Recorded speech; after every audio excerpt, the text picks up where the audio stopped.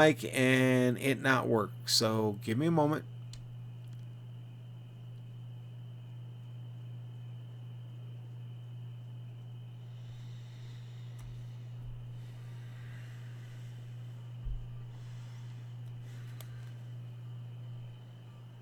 I don't want to waste your effort of blowing into a mic and it not work. So give me a moment.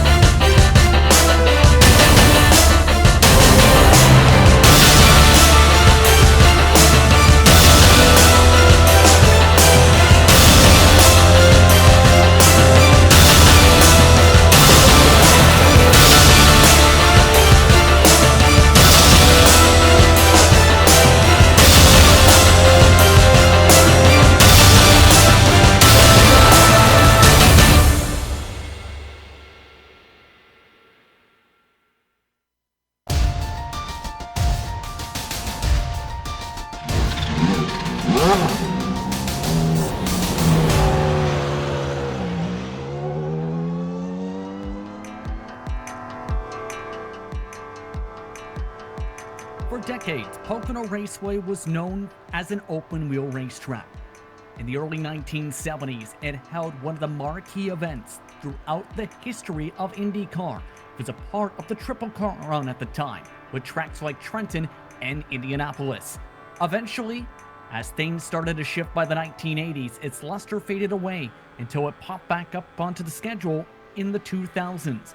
And while it isn't on the calendar in the 2020s now in IndyCar racing action, tonight we're all set to see how these IndyCars will do in their respective aspects and respective atmosphere today here at the virtual Pocono Raceway in Long Pond, Pennsylvania, here on the Global Sim Racing Channel.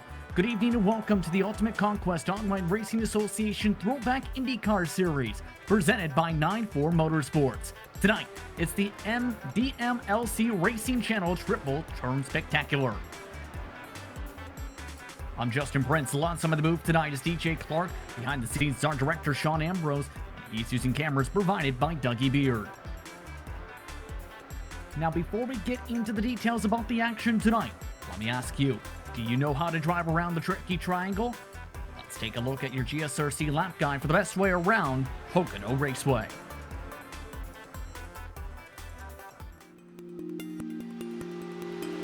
Pocono Raceway in Long Pond, Pennsylvania is probably one of the most unique oval tracks in the country and has a long and storied history of racing. Opening in 1971, they wanted this place to be different, so why not make it have 3 turns? That's right, a triangle. But isosceles triangles are boring, so let's model each turn differently with different radiuses and banking. So around here, you have this incredibly long front straight, known as the Long Pond Straight, 3,740 feet long and 100 feet wide. It's known for the incredible fanning out that happens in starts and restarts, but you have to get it sorted before you get to turn 1. Turn 1 is banked at 14 degrees, modeled after the old Trenton Speedway. It gets tight quick, and you need to pick the right line to be fast here. Your lap depends on it. Turn 2 is banked at 9 degrees and inspired by the Indianapolis Motor Speedway. It's fast and quick, and if you hear somebody refer to the tunnel turn during the race, it's turn 2 they are talking about with the tunnel to the infield running underneath. Turn 3 is only banked at 6 degrees, and it's modeled after Milwaukee. It's long and sweeping, almost feels like it won't end before you jump back onto that truly endless front stretch. Pocono is most known for stock car racing, but it was originally designed for open wheel racing, and USAC Kart and Indycar all had tenures here. Today we race on the new version of Pocono and iRacing. With its repaved track surface and redone interior walls, it's as fast and tight as ever, and we'll be sure to put the tricky in Tricky Triangle.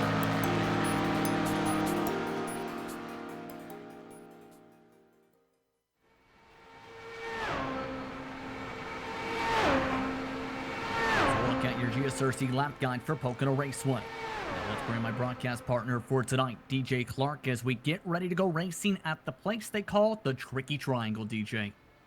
That's right, and they don't call it the Tricky Triangle for nothing. Pocono is one of the most unique racetracks in the world. 3 corners, 3 wildly different corners. Turn 1 obviously modeled after the old now-defunct Trenton Motor Speedway. Turn 2 modeled after Indianapolis, also called the tunnel turn. You'll hear us call that tonight. And turn 3, a nearly flat 6-degree, flat-out corner modeled after Milwaukee. The track is 2.5 miles. It features the longest straightaway in American oval racing down that long front straightaway. What makes this track so special, though, is the multiple lines that you can take into turn 1 and out of turn 3. It sets up for incredibly exciting passing as well as good wheel-to-wheel action throughout pretty much the entire lap. It's going to be interesting to see how much the slipstream factors in tonight. Absolutely a lot to discuss about tonight's race, but with that, let's take a glance towards how the championship standings enter tonight as drivers get ready for the championship fight. Paul Jenkins enters tonight with 2,001 points, 165-point advantage over Ryan Beard. Andy Yerk comes into tonight third, 407 points back, with Robert Blue and then Nate Burke rounding out the top 5. Of note, remember that gap at the Richmond, after the Richmond race rather, was down to as low as 53 points. However, after Beard missed a race a few rounds ago, he's been struggling to gain that gap ever since. But tonight, it's going to be interesting as we take a look towards your race details, DJ, on how these drivers will handle this evening.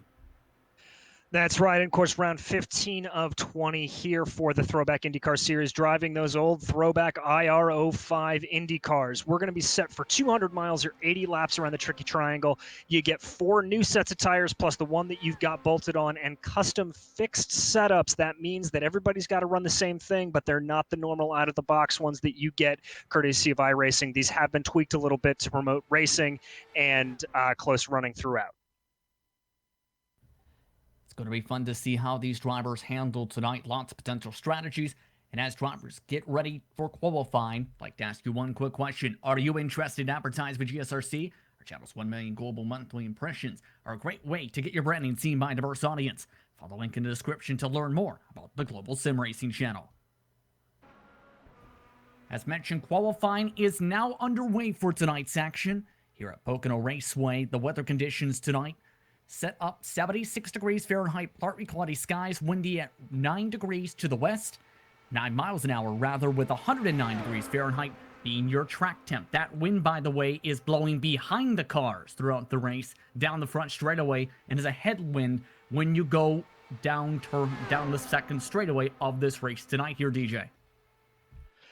That's right, and what that's going to do is that's obviously going to make for the exit of turn one to be all the more important. You're going to see, I think, a lot of guys trying to take more of a late apex coming through that corner, trying to maximize their speed on exit, be able to set themselves up for a good draft, and be able to get to the inside preferred line coming through that tunnel turn. It's very, very hard to go too wide through there, but that's the way you've got to do it if you're going to try it. You've got to get to the inside. You've got to force your way through. Taking a look at Scott List Ramner, he was one of the quickest drivers in practice in preparation for tonight. In the 43 flats, he's known more so in his stock car performances at times, where he's been able to carry a lot of speed on the long run in those races. Again, 2 laps, solo qualifying, 10 minutes to set those times.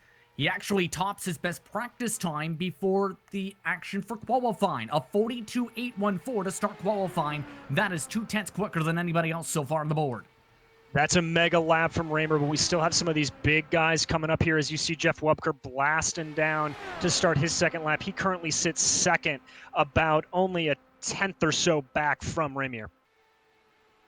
Taking a look at Nate Burke, meanwhile, one of the independents for this series. He's one of 22 entrants tonight.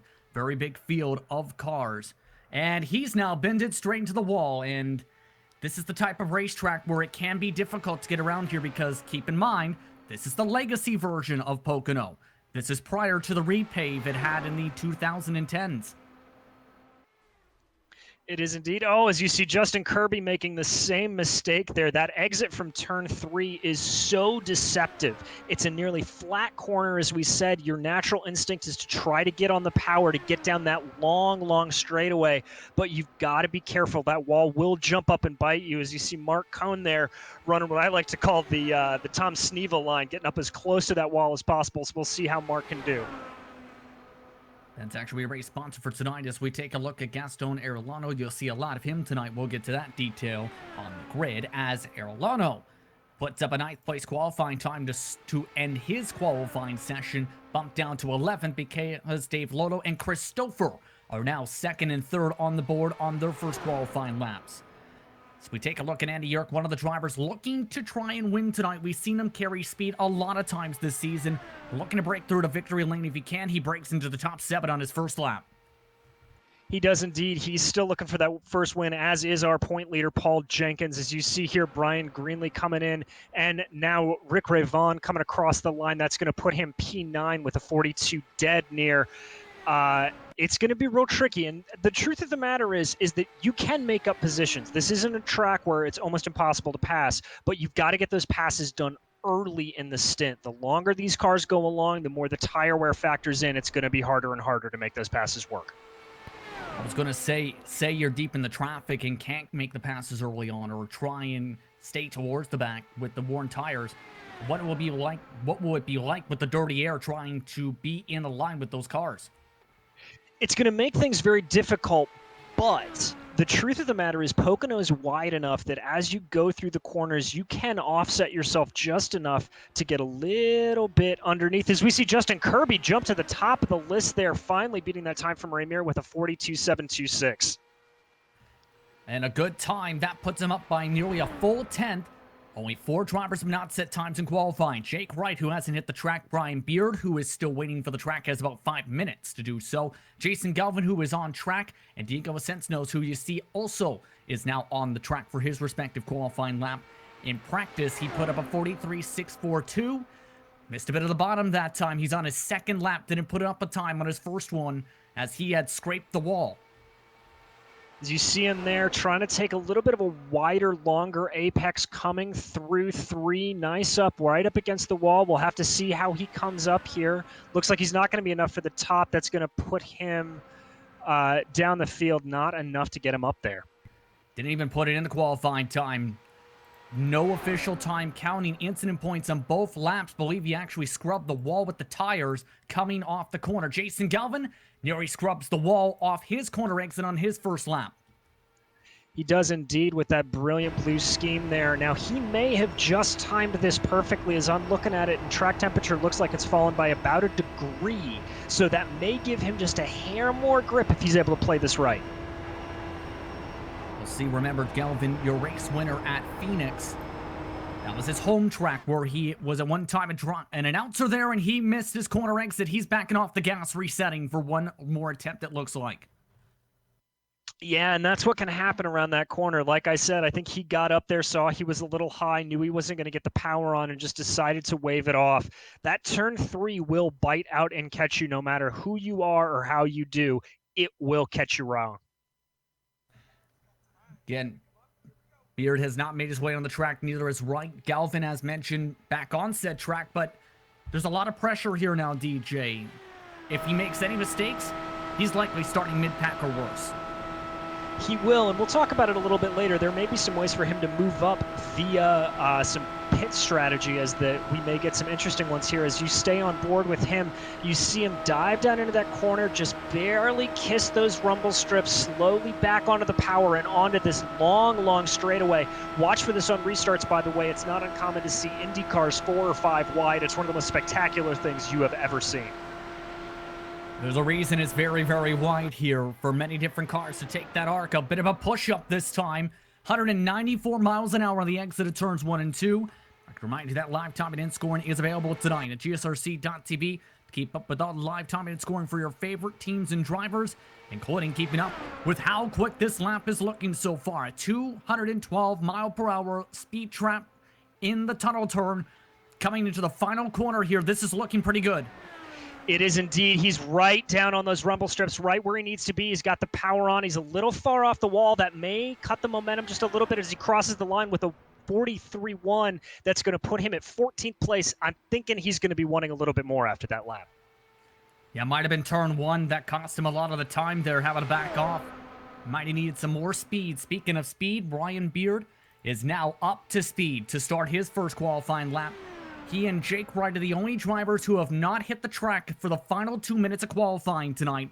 And Beard, keep in mind, needs to claw into that points gap if he wants a shot at the title for the final 5-6 races of the season. Well, and he looks like he's off to a pretty good start there, getting a nice line down on the apex of 1. You don't necessarily need to drive the car as far up the wall out of turn 1 as you would think. There's a bump there that could really catch you out as he now dives down into the tunnel turn and onto this final straightaway to line up before turn 3.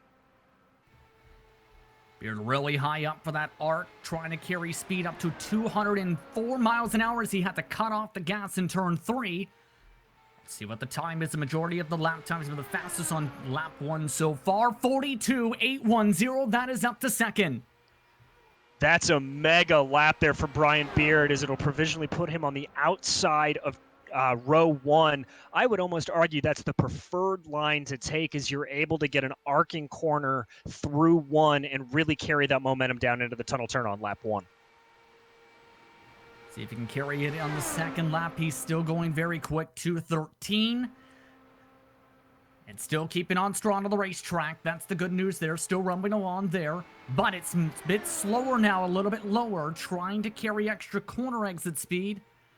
At the stripe, hit the bit of the rev limiter, trying to shift up. It's on the second time, it's not good enough to get up to the pole. A 42.755. That is the last total time put in by anybody in the session with less than 30 seconds to go on the clock. No one else can hit the track. One driver, Mike Ellis, just rolled into the garage area for the final 30 seconds. But with that, we'll take a look before we head towards tonight's grid at the top qualifier championship standings, brought to you by D2 Race Designs. They specialize in creating personalized and customized sim racing peripherals, as well as providing RC racing community items that make their days at the track more organized and efficient. The series' top qualifier will win a customized button box, all thanks to the kind folks at D2 Race Designs. Take a look at the qualifying standings entering tonight.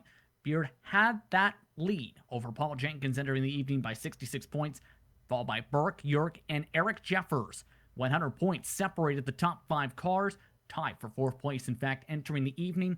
But one man had to win the iRacers Lounge Pole Award tonight, and one man who gets a chance to gain a lot of points in that regard is Justin Kirby. He is your iRacers Lounge Pole Award winner for tonight's race with a 42.726 in qualifying for race 15 of the 2020 season. As drivers go ahead. I'm sorry. I was just going to say that was a great lap from Kirby there, and he'll be very, very happy as he has not been on pole a lot, but that is 2 in a row for him as he was on pole back last week at Phoenix. Very good qualifying lap indeed. That put him up by a few 100ths of a second in qualifying. As the drivers get ready to roll their cars onto the starting grid, let's take a look at how they will start for tonight's action here at Pocono. Justin Kirby on the pole tonight, as mentioned, with Brian Beard on the outside front row. Scott List-Rambler starts in third position with Christopher in fourth. Dave Little starts in fifth spot with Nate Burke in sixth. Rounding out the top 8 starting spots is Jeff Wupker and Mark Cohen, the race sponsor for tonight. Paul Jenkins starts in ninth, and Joe Hutchings rounds out your top 10 tonight, DJ. Lining up on the inside of row 6 is Andy Yerk, and outside of him is Rick Ray Vaughn. In 13th place is Jackson Freer, followed by Brian Greenlee. Behind them, Jason Galvin and Robert Blauen. Then finding behind them is Gaston Ariano, as well as David Hall. And rounding out for row 10 is David Hall and Scott Rupp. Christopher Matricion in 20th spot. The drivers who did not set times in qualifying, Jake Wright and Mike Ellis, did not hit the track. Diego Sensnos, as we've seen, ended up having incident points with scrubs to the wall both of his qualifying laps. That's a look at your 23 card field for tonight's action, as we have 2 focus drivers for this evening's action. One of them just so happens to be your pole sitter tonight. Justin Kirby, as mentioned, lots of momentum, was one of the top runners, remember, at Pocono before incidents sent him to the very back of the field for the rest of the event. He'll be one of your focus drivers, as well as Gaston Arellano, who is in 17th position tonight. He's at 43.192 in qualifying. He'll be looking to try and cut his way to the field. Comes in tonight 18th in the series standings. Spotlighted drivers are brought to you by Midwest Simulations. You watch the track, we'll watch the rest. Use the promo code THROWBACK for $5 off a set of their Spotlight's visual spotting system. Find out more at MidwestSim.com. Drivers getting all set to go for the start. Your keys to victory tonight, DJ. My keys to victory are going to be maintaining as much life in these tires as humanly possible.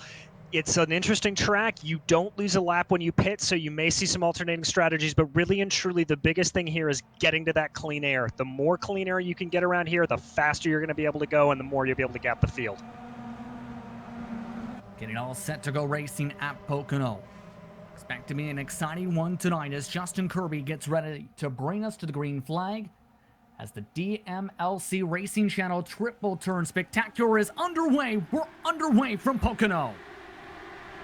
And here we go, blasted in that main straight. Wonderful jump there from Kirby as you see Beard making a shot into the inside. You see that massive, massive couple wide as they come into turn 1 side by side.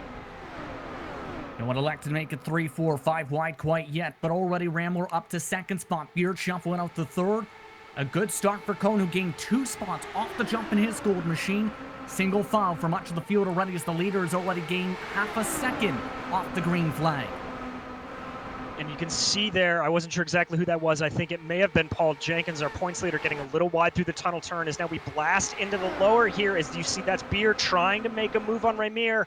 I think Ramir's going to get him cut, but watch Beard to come back here with that mega draft coming down the main straight. Getting the draft and cutting to the bottom side. First the lap goes to Justin Kirby, as Kirby tries to watch along as Beard trying to hold on to the spot. Has something going on, it looks like, with List Rambler, as he's now scored dead last on the racetrack. Not sure what's happening to him there, as you see Christopher now trying to make a move around Brian Beard, pushing him to the outside through the tunnel turn, and that's going to open him up as well to Nate Burke as they go side by side down into turn 3. A scrap right now as they try and fight. Still single file much of the field, though, for the time being. The first side by side, as mentioned, Rick Rayvon, it with Mark Cohn. Back single file down the front straightaway as Justin Kirby sets a 43 flat. Fastest time so far in this race. Still very early on, and I believe one car just may have scraped the wall on the corner entry. Cone might have lost a bit of time. Beard is also getting shuffled to the back of the field already. He is, and as if you look here, Cone looks like he is now under attack from Rayvon as they're going to go side by side through the tunnel turn here, really trying to make that work. Whoo! Cone's going to get caught out again as Lodel and Cone, they're all going to go by him. You cannot go wide through there.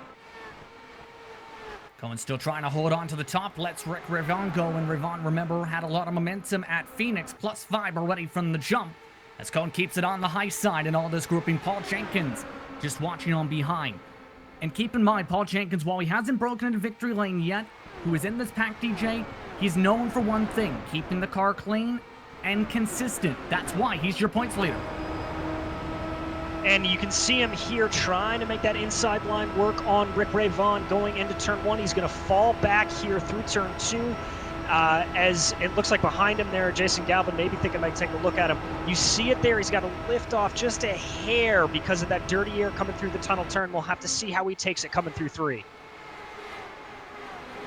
Trying to shape things out here in this scrap. As Ray Vaughn's loose at the bottom of the racetrack, he loops it up into the outside wall. Caution is out for the first time as Freer just barely missed him as several others spin. That looked real nasty, and I think that Paul Jenkins may have been caught up in that as well. He was that car diving down to the inside to avoid it as we go here to replay. And an ugly incident to start off the race, and let's take a look. As Ray Vaughn trying to arc it down, just hit those rumble strips, and in turn, that just destabilized the car while Jenkins hit the side of the 42. Yeah, he got into Galvin. It looks like there's not a whole lot of damage on Jenkins' car. I think he was lucky enough to be able to avoid any contact there. As we take another look here, watching Jenkins throughout it, he's just an unfortunate passenger as this, trying to get out of the way of Ray Vaughn, has to lift off a little bit. I think he caught it down there. Yes, it looks like he was able to avoid damage, so Jenkins not out of this race, still able to try to claw back up. He is however 22nd. Here's another look in. Once again, gonna see right there, has to lift off for the rumble strips. He gets on the rumble strips himself, in fact. But as mentioned, a heck of a job while sliding the grass to not add front wing damage to that race car. There is a fast repair, by the way, available, but you can take a wing change without said using fast repair, as you see the blown car is Rick Ray Vaughn with the blown engine. Now, the interesting thing is going to be the strategy for tonight. We were talking before tonight's race. There are 2 windows with the 73% fuel limit for these drivers tonight. A 2-stop and a 3-stop, DJ. That's right. The 2-stop strategy, you're going to have to save a little bit of fuel. You will be going right up to the edge of those tanks, but it is very possible, especially with the draft being able to back off. That window is going to open up around lap 26 or 27, and you're going to see the second stop for that 2-stop coming around lap 53 or 54. Now, in counter to that, you can also run a 3-stop strategy. That's going to be a little bit easier. You're going to be able to go flatter out. You're not going to be having to look at your numbers as much. For that, look at guys pitting anywhere between lap 20 and 23 to start off that 3 stops, with then their second and third stops coming around lap 40 and lap 50 respectively, or lap 60 respectively. Indeed, we'll see how things all shape out here as pit stop lane is open.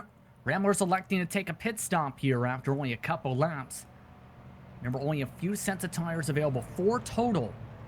So you can take the free pit stop here, DJ, but this is also where the strategy card can come into play, where they may be hoping an air caution precaution, say, in 5 laps. Everyone else may come in turn, and then they gain spots and lead the pack. It's not the craziest idea in the world. This is, as people are wont to say, the oval that drives like a road course. So you often see guys doing this on road courses when the things open up. It will be interesting to see what happens, especially as these cars start to get loose. I don't think, unfortunately, this is the only caution we're going to see. So these guys stuck at the back trying to find a way forward, it may be good for them. Indeed, the drivers who came down the pit lane ended up being Rambler, Mike Ellis, Hall, Ascent Snows, Hutchings. Jenkins and Ray Vaughn also just made their way to the pit lane. Robert Bluen is already down a lap in 23rd position in the 96 machine. So reset your...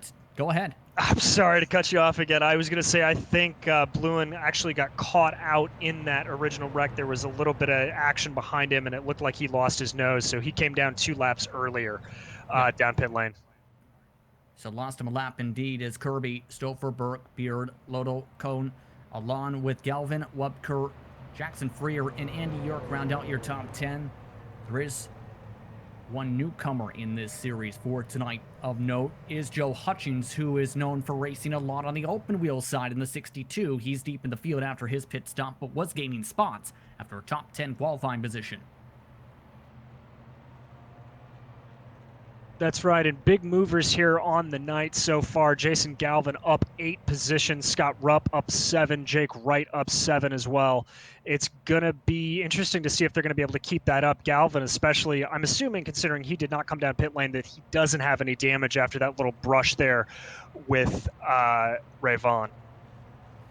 Looked more tired contact, or maybe tired of side pod at the very most, as we get ready for the restart. Now it's going to be interesting because it's now in control of the field, single file. Justin Kirby is the control car here, and a lot of times here at Pocono, you may see drivers try and time it up for a big run.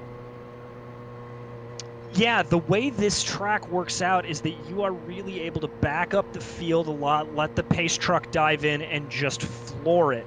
The only problem of that being is that with this massively long straightaway, by the time you get out of turn 1, it's not uncommon for a guy to be right up behind you with the draft. So it's a little bit of a mixed bag. If I'm Kirby, though, I'm really going to try to put the power down as early as possible and try to get the jump on Chris Stouffer. But as we've seen during the course of this season, Stouffer does not let somebody get away from him in a restart. So we'll be in for a good challenge here.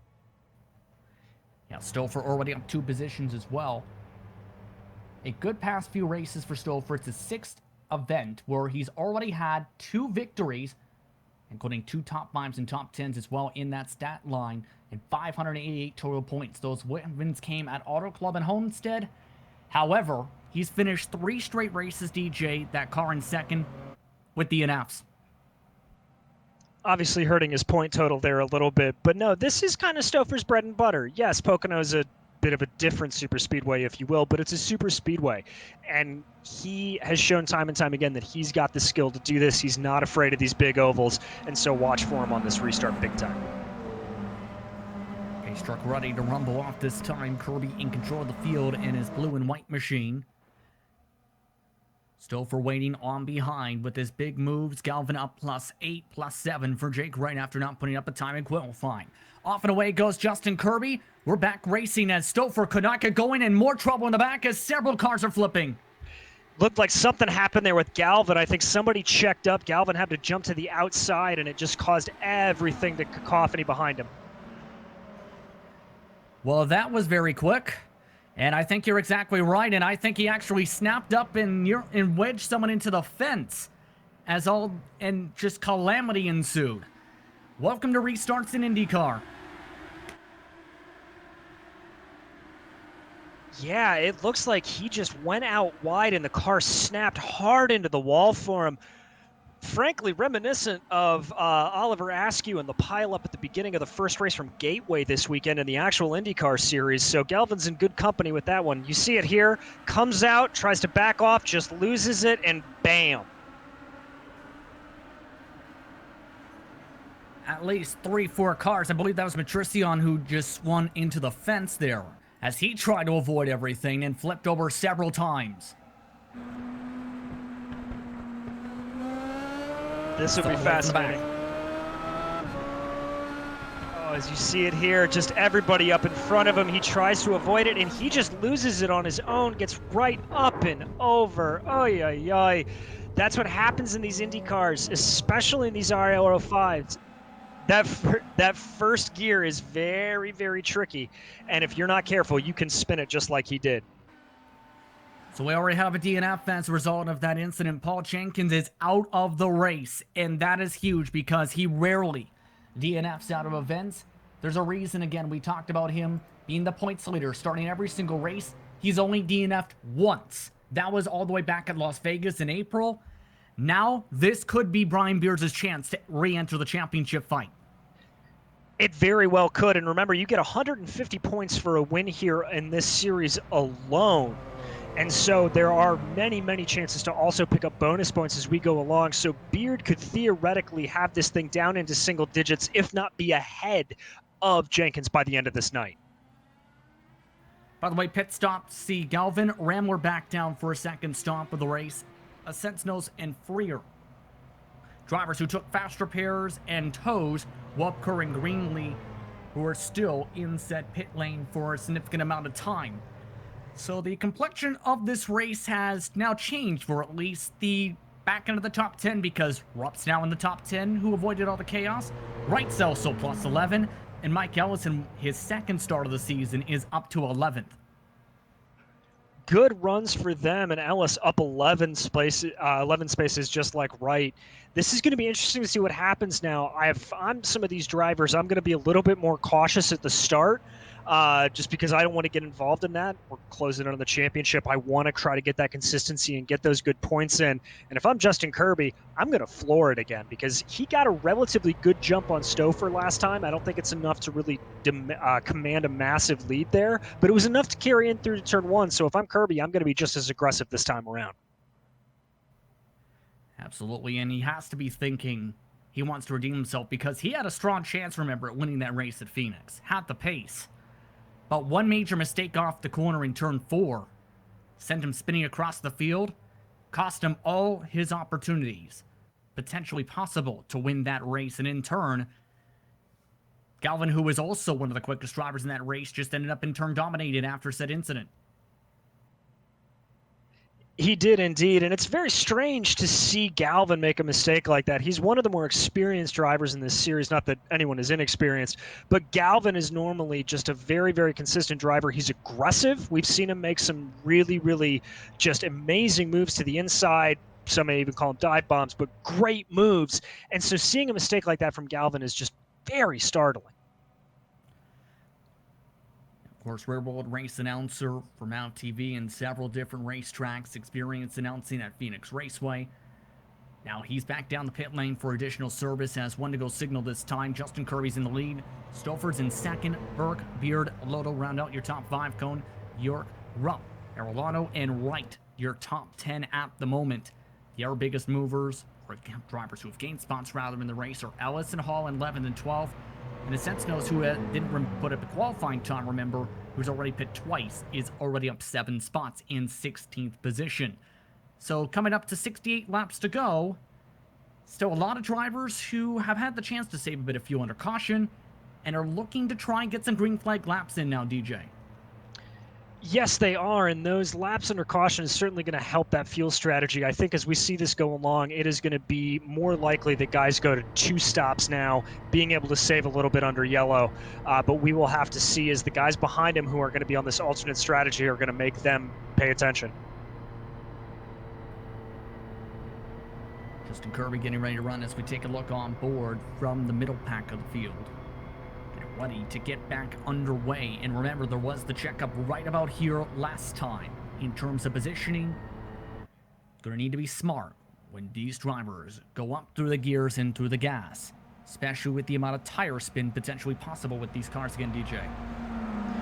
Yeah, as we said before, the first gear on these cars are just tire spin city. It's almost frankly like driving a stock car, that you've got to worry about that tire spin coming off the line. As we start off here, Kirby waiting, holding, and ready to go when he goes. And he takes off there. Pretty decent start from Stouffer, keeping right behind, and Burke. That's a decent gap for all 3. Couple drivers spun the tires to the back. We stay clean and green, however, for the time being, as they now go single file for much of the grouping. Kirby with a good launch up for 10th. Burke already holding on to 3rd. Beard Cone rounding out the top 5, as several drivers got shuffled out, several spots lost for other cars in the back. There's a lot of moving around there, and Mark Cohn making a great move on Dave Lodel into turn 1, but fighting down to that inside. As you see them now as they round the tunnel turn and headed for turn 3. Whoa, there's a big pack in the back there. Everybody stays together, but that just looked like 2x2 Noah's Ark style racing through the tunnel turn. Yeah, that's where Jake Wright is for P8, who's now broken out of the double wide. Ray Vaughn now up the inside, gets clear of Scott Rupp. Well, Arellano now tries to fall on in the draft, so is Mike Ellis right now from Deposit Racing. He's trying to watch along carefully here as to the inside goes Arellano for the deep dive and send. Arellano goes to the inside, but I think that may open up a little bit there to Scott Rupp as these guys start to calm down a little bit here coming into turn 2 on the second lap of this restart. Single file now coming through the tunnel turn. That's the smart way to go. You're going to see guys starting to set up into 3 and launch down the front stretch. Now was trying to actually break a little bit of the toe right behind him as well from Joe Hutchins. So things going filing out in this grouping of cars now off the corner. Jake Wright up 13 positions after all the shuffling in the number 77. New fastest lap, by the way, Justin Kirby, 42.939. That's 31,000 of a second quicker than Christopher had behind him in the draft. Kirby really just pushing ahead here. You can see him start to build that gap. He does not want anything to do with Christopher. He's saying, this is my race and I want to lead it. Kirby looking very competitive. It's his 8th start of the season. Has not won a race yet, but cars are scrambling down the backstretch towards turn 3. Believe that was Rambler who nearly spun it around and checked up a couple cars in that second pack that is now battling for about 12th, 13th or so on back. And there you see Slicin' and Dyson. Jason Galvin making a great move in between two cars to slot himself up into 14th. He's already moving his way back up to the field. We dive on board with him here, and it looks like he's going to get Hutchins. Maybe, he made me eat my words there. He's going to line him up and try to get him into turn 3. See right here, as again, you don't want to make the move in the tunnel turn with these Indy cars. It's even daring in a stock car to try it. Might take again a good run, had to back off a bit on the gas this time into the corner. Freer also gained some time, but right here is where you're talking, able to break up some of the draft, just can't get the run though that he's looking for to gain more time. This is still fighting for about 13th. As we jump up here to P3, as you see Beard and Burke really fighting it out. Ooh, a little bit of jumping around there, as this is really starting to shape up at the front. That's Burke behind, as well as Mark Cohen, who's having a very strong race. It's about 1 second behind the lead pack.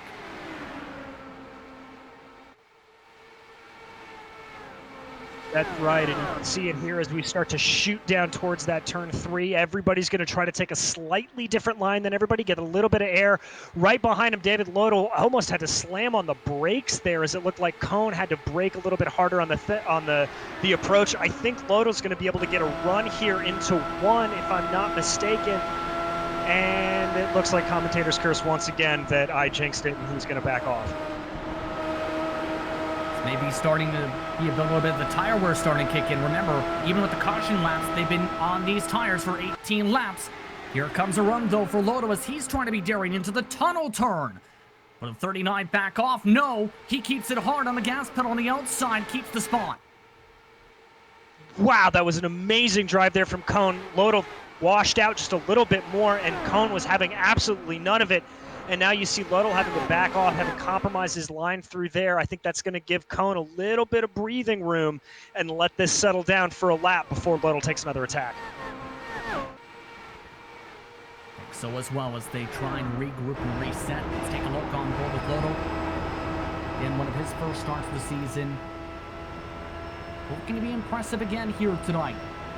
In this machine, it's his 3rd start of the season, looking for still his first top 5, let alone his first top 10, DJ.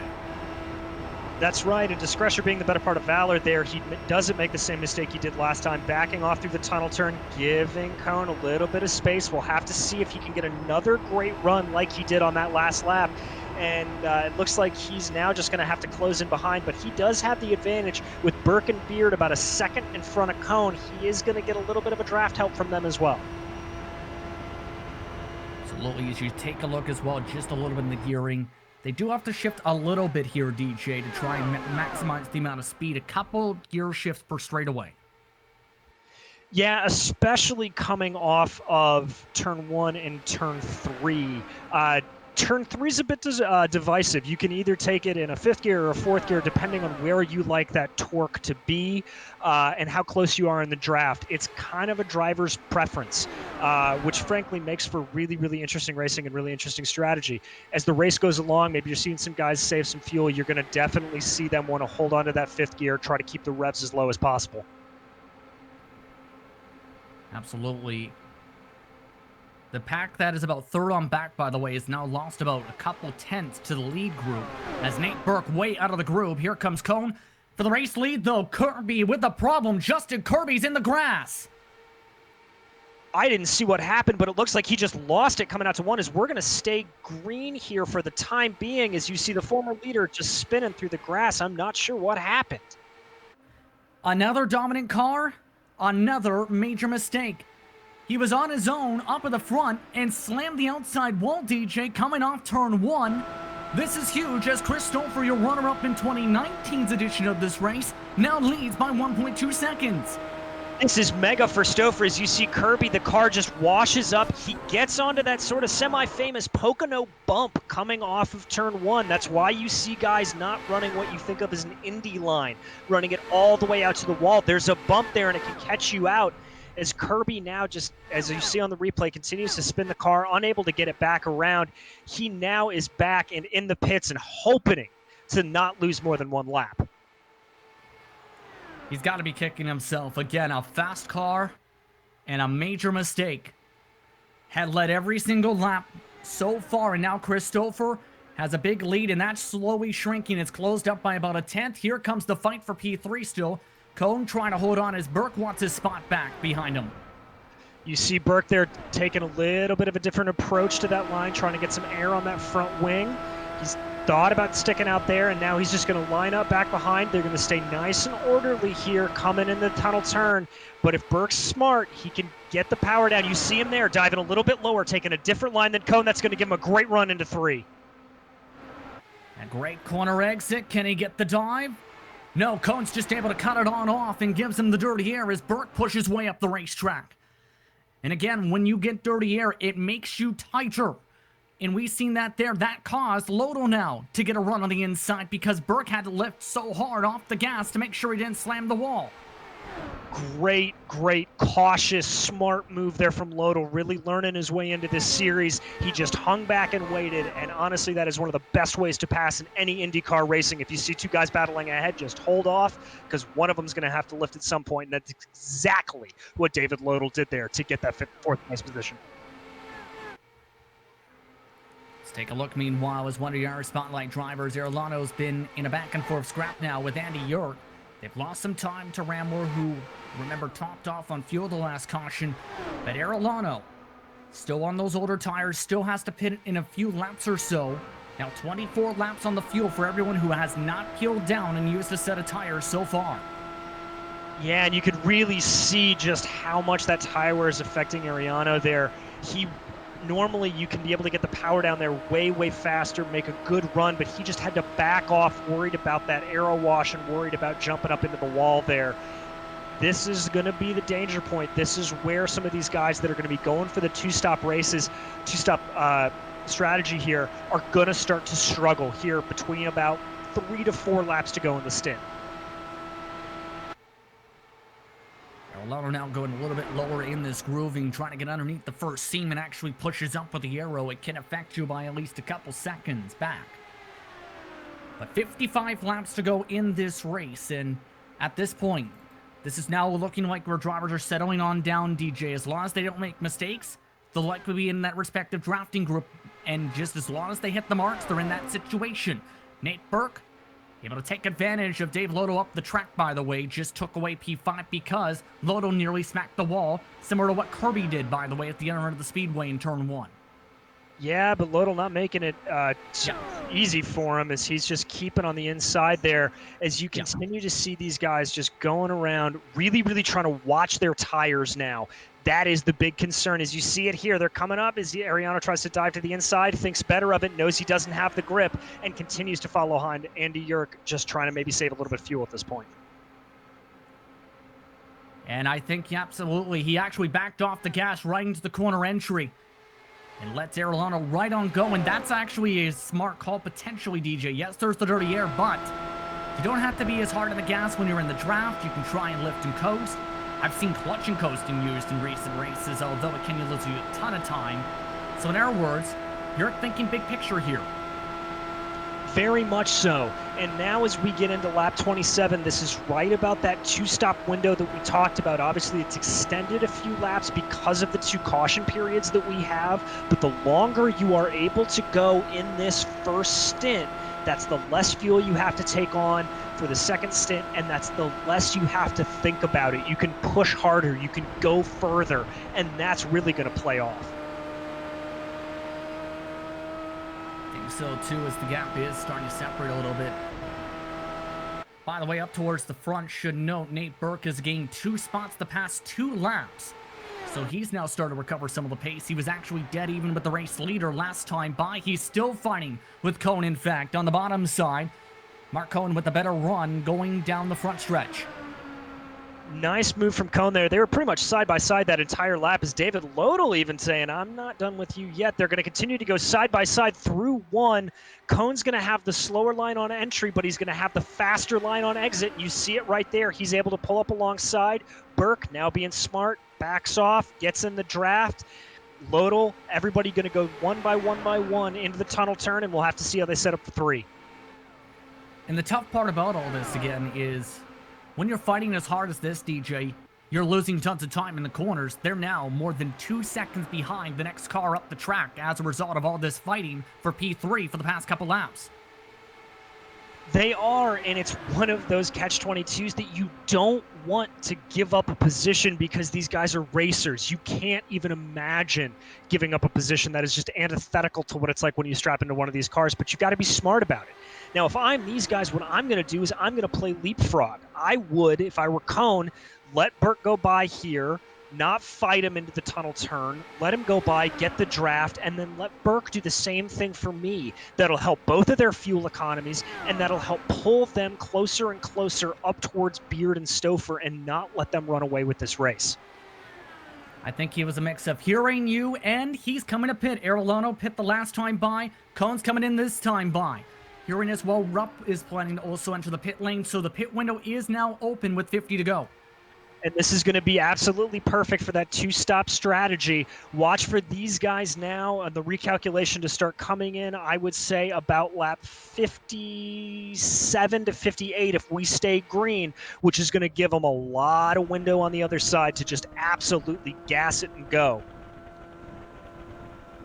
And remember, they have a lot of tire sets still in the pits. This will mean for these drivers who did not pit under some of the caution flag periods that they have 3 sets available for the rest of the race in case they need them. So extra sets in the bank as off and away goes Cohn. Chris Stouffer is now in. Brian Beard also coming in. So is Nate Burke. Rick Ray Vaughn and Dave Little both stayed out on the racetrack this time by with Ramler. They did, and you see them have to come down this long Pocono pit lane. This feels like an absolute eternity if you're in one of these Indy cars, as we're now going to have to see if these crews are able to make any sort of difference that the drivers could not make out on track. And already several times I've noticed under caution periods, DJ, drivers have slid the tires in their pit boxes. None of those lead cars made that mistake this time. However, you make that, you can potentially lose a lot of time because it seems like it's so deceptive, the speed limit, since it is 60 miles an hour, the pit road limit. It is, and when you're coming down from 212, 218 miles an hour, that feels like you are absolutely crawling. But all of our leaders here doing really well to keep everything together. As we follow Lodel coming down the pit lane now, we'll have to see how he comes out compared to our leaders. Keep in mind, he's one of the last drivers who have not pit so far in this race. The next drivers behind up them on the pylon now, Ray Vaughn, Ramler, Galvin, and Hall, all pit under the last caution, as Lodel ends up making a mistake on his pit entry, as you've seen with the camera shift. That's going to end up costing him a little bit on track, but what is interesting here is he is the only top runner to be able to extend to lap 33. Now, what that's going to mean for him is he is going to be able to go longer. He can maybe catch a lucky caution as it comes out. He's going to give himself more of a window, and if we do stay green at the end of the race, he's got to put less fuel in the tank when he does come in, so he may be able to gain a second or two on the flip side of this. Now, keep in mind, Ray Vaughn, as we talked about, pin under the caution flag, DJ. He now leads by 3.2 seconds. He's now 27 laps into his stint with the caution laps. Ramler, 23 laps, coming to 24. Galvin, remember, had to get several repairs done, 8 seconds back in P3. Hall, he's about 13 seconds back, 27 laps on the stint. The Sense Knows coming up to his 24th lap this time by. And Mike Ellis also is in that scenario. Everybody else has already come down as a problem, apparently, has suffered for one of the drivers. Rupp has cycled back a couple extra spots during this run already as Ray Vaughn tries to break the draft here. Yeah, you see him just trying to snake a little bit on that front straightaway, trying to clean off some of the drafting air for Ramler. What will be interesting to see what these guys do is how long they're able to push it. If they maybe go to a modified 2-stop and try to make that eke by, or if they just try to go absolutely as hard as they can and make it into a 3-stop. This is where the strategy is going to come in. We're going to drop back here to P9 with Nate Burke as we ride on board as he tries to make his way around Brian Beard. This is ostensibly the battle for third place behind Chris Stouffer once the guys on an alternate pit cycle through. Yes, indeed, Brian Beard is currently in net P2. Chris Stouffer in net P1 by almost 2 seconds plus. And now we'll see how these fresher tires feel to these drivers, because Cohen was really, really strong on fresher tires, but give credit to Jake Wright.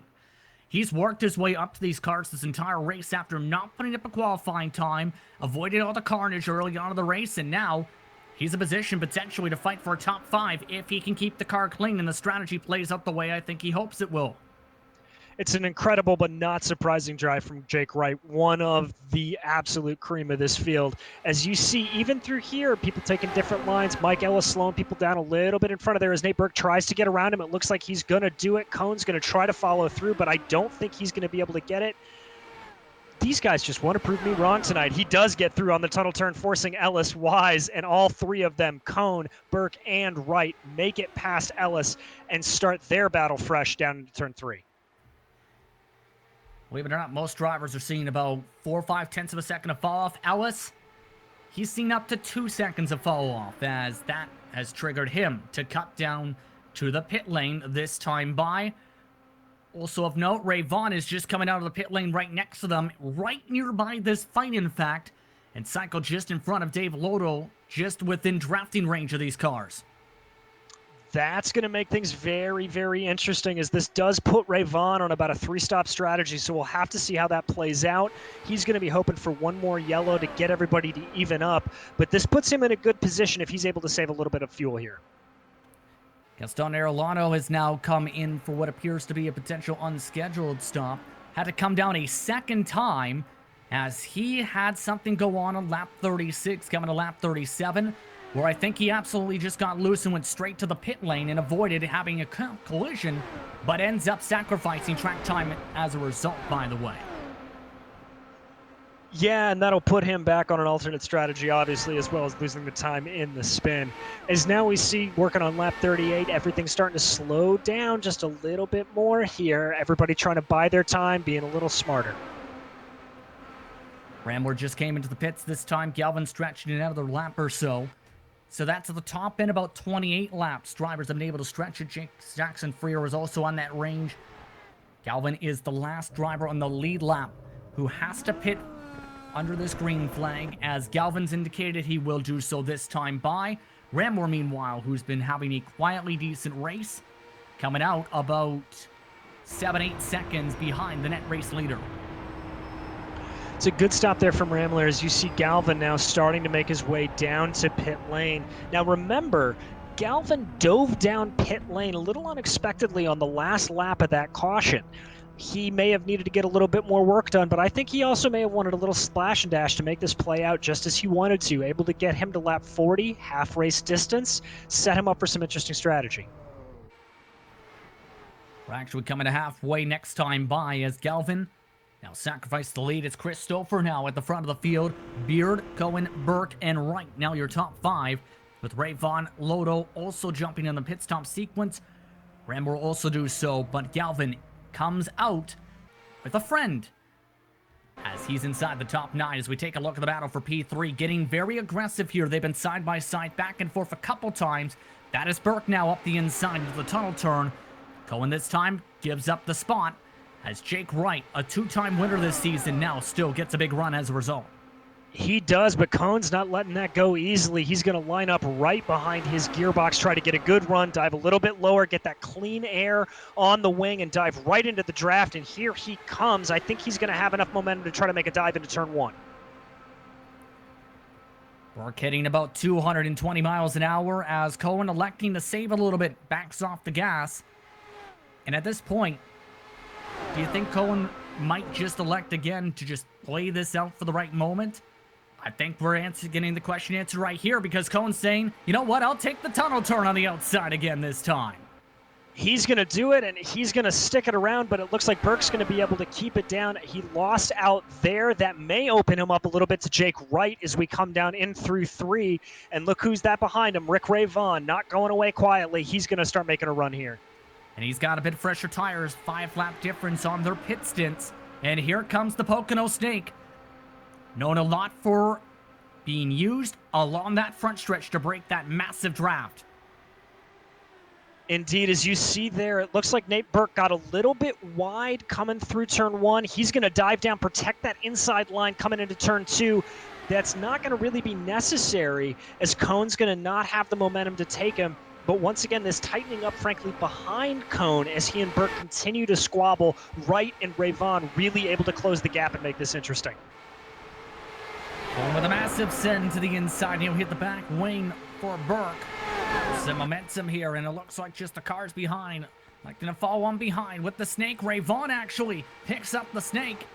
Jake Wright left Haney now, as to the inside goes Ray Vaughn. That's for P5 at the back of the pack, as he now tries to hold it on the bottom side and does with the slightly fresher tires. Cohn now tries to back off as Wright just barely kept the rear wing lined up with his front wing. Wright really forced to go wide there, but making it work to his advantage, keeping that momentum up on the outside. He now backs off, lets Ray Vaughn have that line through 2. I think he knows that Ray Vaughn's got fresher tires. He's going to be able to handle a little bit better, and so Wright is just playing that waiting game. Right on by the wall they go indeed. Past halfway, 37 laps to go from Pocono. Still, the fight is on for third. This is now 5 seconds back to the race leader. Stouffer has also gained 7/10 since the pit window opened up in his respective stop. And it almost feels like, again, DJ, I was getting towards the point before he made that move to the outside. It seems Mark Cohen just wants him to drag him around the racetrack and save some extra gas. If I'm Mark Cohn, that's what I'd be wanting to do, but every time we think he's going to do it, he makes a move on him. I understand that, but no, for Cohn here, if he could just lay off a little bit, eke out a few more miles per gallon, make it work, that's going to benefit him in the long run. I'm thinking at this point they're going to have a really hard time unless they start working together to get up to Beard and Stouffer's level. This is really a battle for the last podium between these 5 guys, Burke, Cohn, Ray Vaughn, Wright, and David Loto looking there in the background. And even then, even with the draft, they're still slower than the race leaders who are in completely clean air, DJ, by 1/10 of a second. Beard and Stouffer just have something tonight, and sometimes you roll up to a track, and that's what happens. They are really just putting on an absolute masterclass, as frankly these guys are behind them putting in an absolute masterclass on how to pass one. Let's take a look at your race leader, Stouffer. He still holds about a 2.6 second gap between him and Brian Beard. As talked about, he was the runner-up last year in this race in 2019. Had a lot of speed in that race, has carried it on forward to tonight. Looking to try and take home the checker flag. What has been a dominant performance from him this evening. It has indeed, but it does have to be said that does come at the expense of Justin Kirby, who looked like he was the only person in the field who could challenge him, and unfortunately suffering that spin. But Stouffer has just capitalized on Kirby's error and is really driving this race to perfection, coming through traffic perfectly cleanly, as you see there. Scott Rupp in front of him. He is just running a textbook race. Been near perfect. Does have a bit of traffic. That's Scott Rupp that he's dealing with that loses him a little bit of time. Able to manage it quickly and cleanly, though, up to the outside. Lost about 1/10 of a second in the exchange, but think about it this way. Beard eventually has to reach that. By the way, that drafting train has started to claw in the gap now because of the traffic seen by Stouffer for the past couple laps with the dirty air. They closed it back into under 5 seconds as a result. Should also note that Dave Loto's also hooked onto the back end of that Snake to get up to a group now for 3rd to 7th. As mentioned, 4.9 seconds back of Stouffer. That's right, Loto making this pretty interesting there as you watch Stouffer here. Now remember, yes, it's going to slow him down 1/10 or so per lap, but as we saw in this year's Indianapolis 500 as well as the 2016 Indianapolis 500, when you're running these Indy cars, sometimes if you're in the lead, lap traffic isn't a bad thing. You can coast up behind him, save a little bit of that fuel like we keep talking about. it's not the worst thing for Stouffer here, as long as he keeps an eye on that gap and presses the advantage as he needs to, which if you look at the live timing and scoring as provided on GSRC.TV, he is indeed doing, as he's got that gap back up to about 2.7, 2.8 seconds. Speaking of pushing, if you notice on the left side of the screen with the timing screens, there's a lot of scrapping for third on back. Burke just jumped away off the grid because of the fighting for fourth now. Cone, Wright, and Rayvon went back and forth for a full lap, lost him about a second, and in turn, this is now a big-time scrap that has seen these cars go back and forth as they want to try and jump Cone. Rayvon with a big run off the corner. And Wright shutting down that front line from Cone there. They were 3 wide coming down the front stretch. I haven't seen that in Pocono outside of a restart. As here they go, Noah's Ark 2x2 through the tunnel turn. Lodal trying to get on the action, pushing Cone to the back. May have it here. He's just far enough to be able to get an interesting line. Cone's going to try to make some more momentum work on the outside, and it looks like Cone's going to be able to make that hold for the time being, but Lodal's going to slide right back in there, try to pick up that draft. I have to say it's been a strong performance from Cone. We've seen him carry a lot of speed. And of course, you have to give credit to Jake Wright in this grouping as well. You mentioned him being one of the top talents. Remember, had 2 victories in his previous 2 starts in this series. It's his first start since then. That's right, multiple Lionheart champion as well. He is an IndyCar expert across the board. Wright really knows how to run these open wheelers, as you see him here working hard on Rayvon, just trying to find that angle anywhere he can to get by and jump into that 4th place position. Thought about a peak, couldn't make it work. And now they're starting to reel back in. Nate Burke up in front of them with all this scrapping as the caution is out. 20th place, Gaston Arellano brings out the 3rd caution of the race, and this just got interesting. It did indeed. This is going to, I think, even everything up as we watched here as Arellano comes down into the tunnel turn. Looks like he just got a little wide, smacked the wall hard, and slides on down. Nowhere to go for him. That's a single car incident, but heartbreak for Gaston there. Single car incident, remember, had that loose moment that sent him down to the pit lane onto the alt strategy. So one of your spotlight drivers with trouble just made it a lot more intriguing because it puts us right at the top of the field window by the time they have to duck down to make it to the checkered flag, DJ. That's right. This is going to be probably about 28 laps, 27 laps to green when we finally get up and going. That's going to be right at the tail end of the window. If we don't have another yellow, I think you're going to see guys deliberately trying to hold off a little bit, maybe not make the pass so that they can save some fuel. This is going to set up an absolute amazing dash to the finish. Get your popcorn out. Just say that at the very least with this type of race. But when it comes to this track with IndyCar, we haven't touched upon the history of a DJ a lot. As mentioned, started races as IndyCar is the focus, DJ, back in the 1970s. Of course, a lot of craziness had happened in the 1980s with this respective event, with its 500-mile main event, when it was still a crown jewel race. But it was also, at the time, one of the more intense races and most well-respected races. It was, in fact, at one point, Pocono was regarded as essentially the Indy of the East at one point. Exactly. Pocono has a long and storied history, and you just have to look at the winners list to be able to tell you how hard this place is to drive. That being obviously Bobby Unser, Al Unser, Mario Andretti. It's a hard track to drive.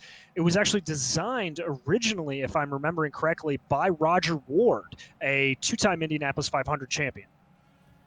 Yes, indeed, and that's where that distinction of the different quarters in turn came to play since this facility's opening in 1971. Pit stops, as expected, all the drivers on the lead lap coming down for what could be one of their final stops of the race. As we've seen, the tire wear hasn't been massive, and one driver did make a mistake. Lodal overran his pit stall and is still struggling to get in, all while Stouffer and Beard come out 1-2. Stouffer and Beard come out 1-2, unless I'm crazy, that's Rick Rayvon making a great jump up there to P3, jumping over Nate Burke. Jake Wright comes out behind him, and look at that. It's Mr. Ramler coming out ahead of Mark Cone in 6th. Cone 7th, and Jason Galvin coming out in 8th. Good race off the pit lane. Cone gets cycled a couple positions back. The rest of the drivers that you see up at the front of the line do have to come down to make it to the end of the race that are pinned a lap down. And this is one of the tricky parts when it comes to open wheel racing is no lucky dog. In IndyCar racing, you lose a lap, you have to hope for some luck to get the lap back. Exactly. IndyCar prides itself on not having gimmicks in their racing, and there are definitely a few of the old schoolers that say that a lucky dog is a gimmick. So it can be a pain in the neck if you go a lap down, but personally I'm an old school guy, so I like to see it. 27 laps to go, by the way, this time by on the racetrack. And remember, this is a quickie yellow facility when it comes to the pit stops.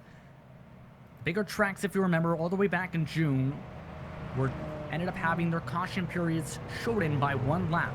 Tracks like Pocono, Daytona, Auto Club were among those on that respective slate. So essentially, all the drivers who are not on the lead lap have to come down this time by. Otherwise, they will not be able to pit at all, and will get a pit road closed notification. They do duck down for the most part. Some of them, Wupker and Bluin, but a couple did take a gamble here. In front of your race leader, Greenleaf, Freer, and Ellis are hoping there's a caution precaution. They can only make maybe 15 laps still, DJ. That is a very, very gutsy decision, but frankly, I have to just absolutely applaud it from those guys, because you're right. If we have another yellow coming off of this restart, they just put themselves in a great position. They're back on the lead lap, and they can start to charge their way up through the field. See how this all plays out. You see those drivers waved around the pace car. Greenleaf, specifically from Loud Pedal Motorsports, has shown speed much of the season. Also races in Lionheart competition as well. The drivers who are still pinned a lap down as a result here, though, despite one of the waves, Ellis is now 1 down. Rupp is still 1 down, was trying to get around from said 1 down, is still pinned behind the leaders. Bluin is 2 laps down, Kirby 2 laps down. Erlano is your 3rd DNF of the race, the others Matricion and Jenkins. To reset your top 10, it's Stouffer and Beard, Ray Vaughn and Burke, Wright and Ramler, Cohn and Galvin, Yerk and Hutchings, your top 10 drivers. As we get ready to go back underway, this is going to be intriguing how this all plays out here. It will indeed, and you saw from the previous restart that we had that Chris Stouffer and Brian Beard are no slouches on restarts. They're really, really good. I wouldn't be surprised if Beard is able to stay close enough to Stouffer to actually make this competitive. We're going to have to see what happens with this amazing fight behind. Maybe now that Rick Ray Vaughn's been able to get up around behind, he can make something happen. This is anywhere far from over, and truthfully, I just think it might be anybody's race still. Possibly, especially now with Stouffer's lead completely gone. That was up to as high as 3 seconds. Pace truck making its way off field in the hands of Chris Stouffer. We've seen previous starts held up to here. This time it's off and away. Good launch, but not as big as we've seen from Kirby and company. Beard able to keep up in the draft this time. Ray Vaughn and Burke also with a good start. They are, and if you look behind him, Wright trying to go a little defensive there, holding people off. Ray Vaughn right up the backside of Brian Beard there. He may have a run into the tunnel, and Nate Burke not let him go away either. Here comes Nate Burke now up the inside into the tunnel turn. Beard also reeling in the number 7. Side by side for 3rd position as Ray Vaughn not giving it up easily. Burke still able to keep a better run though on the bottom side of the racetrack. Impressive run from Ray Vaughn there, keeping it on the outside. As you see him here, he is going to look like he's going to lose that out to Burke through turn 3, but it's going to slide him right up for the draft. Watch for him to maybe pop out here. Jake Wright just kind of loitering behind, watching how things happen. He's going to take a bite here soon too. And Beard looking to take a bite into the race to lead for his first laps of the race under green flag conditions. Beard hitting a lot of big bumps though as he tries to reel in the draft. He's been good down the straights, but again, he's lost his time, it seems, again in the corners whenever he's been in the draft again with that dirty air, causing him to be tight right here onward. Yes, he is, but he's able to get a run there out of the tunnel turn. We're going to have to see what he can do coming into turn 3. This is a great run, keeping it in 5th gear. As we talked about, you can see him shifting down there to 4th, trying to get it right in that perfect torque range. It looks like Stouffer's got a little bit of a better run coming off at 3, but here comes Beard. Maybe he'll get a little help from the draft, try to reset. He gained maybe 2 100ths, 2 1,000ths in fact, all the way to the corner entry. New fastest lap, Nate Burke, by the way, in P3 in the draft of 42.792. Also the fastest laps of the race for Stouffer and Beard that time in the 8s. So the pace is picking up now as the sun continues to start to set in some time. Past 4 p.m., track temp to its coolest point, 97 degrees. It is. That's going to really help with the tire wear, especially as this starts to cool off. You're going to get a little bit more grip as it gets cooler and cooler, and that's going to make for some more exciting racing. As we watch here, it looks like Brian Beard has got the handle of Chris Stouffer coming out of 1 and through turn 2, but when it comes to turn 3 in this long main stretch, Beard just has nothing for him. As now you see Nate Burke starting to insert himself into the situation, running a little bit of a higher line there, trying to get some momentum, maybe trying to make something happen on Brian Beard. Decent run, though. Peaks back in single file. Ray Vaughn also still follows the track with Wright still trying to work with him. And remember, we talked about it during the caution flight. Fuel still could be tight, which can factor in here. If it's going with the way I'm thinking it's going with the minimal speed gain down the straights here with Beard, he might be saving. Burke, though, doesn't look like he's saving. No, Burke is going full pedal to the metal, and the person I really have to worry about is our leader, Chris Stouffer. With no long traffic in front of him, he's got nothing to save him to do a little fuel saving. So this may be a situation where Brian Beard's playing the long game and just trying to bide his time and save fuel behind Stouffer. Burke, though, nearly tapped the wall. Here comes Rick Ray Vaughn as he goes defensive. See him now in the middle of the racetrack. Ray Vaughn's to his outside. Wright's also to his outside through the tunnel turn. So Burke with a disastrous run loses him 5/10 in the span of a corner. Ray Vaughn up to the top 3 as a result. He did, and that was a great run from Ray Vaughn there. I thought for sure he was going to take the nose off of Jake Wright, but he was able to just hold it beautifully and get the run into P3, and now he's ready to try to take a shot at our leaders. Still has to close in 6/10 of a second, though. That's the major thing. The top 9 separate by 2.4 seconds by the way on the track. All of them within draft of one another. As here comes the run again from Burke. He's been relentless whenever he's gone in a run, not going to back up any sort of run or back off on said runs. If he gets a run today, he's been taking it every time. He is in full send mode today, and it's incredible to see, but it costs him a little bit here as he's stuck it around the high side of turn 2, and that's going to put him right into the clutches of Jake Wright as we go on to this long main stretch. But he also has a good run here on Rick Ray Vaughn. Thinks about popping out, doesn't do it. I think he's going to stay in line, try to maybe make a run for 2. By the way, the drivers who took the wave are starting to come in. Brian Greenlee just came in this time by from 15th. Your driver who is on the lead lap who did that wave is Jackson Freer, who is still on 22 laps. Keep that in mind to try and add to said totals on the lead lap. Here comes Burke, though, on the inside of the tunnel turn. Can't get the run here. And the more they continue to fight, the more this just completely throws away the chance to close up to the leaders. They've lost 7/10 of a second over the past 3 laps in this scrap. They have, and if you look at who is that coming up, that's Jason Galvin starting to join this match behind Raimler and Wright there as he can start coming into it. I thought for sure on that last lap that Nate Burke was going to lose it coming through the tunnel turn. And you see here Jake Wright taking an opportunistic move as that's Burke going a little bit wide. Wright going to try to make a run down into the tunnel turn. Second time he's made that mistake on those bumps that are in the middle of turn 1. Burke, though, in the tunnel turn handles the said bumps there to take back the spots. Here comes Ramler, though. Remember, he started up towards the front. He elected to go off strategy. Both caution flags early on, and now he's back in the top 5 for the first time since. Oh, that was a mega run from Ramler there around the 8th side. Got the power down perfectly and was able to get around Jake Wright. Absolutely perfection. It's the Patron car gaining a lot of time in the 57. 57, Ramler's personal number in various different series and various different types of cars.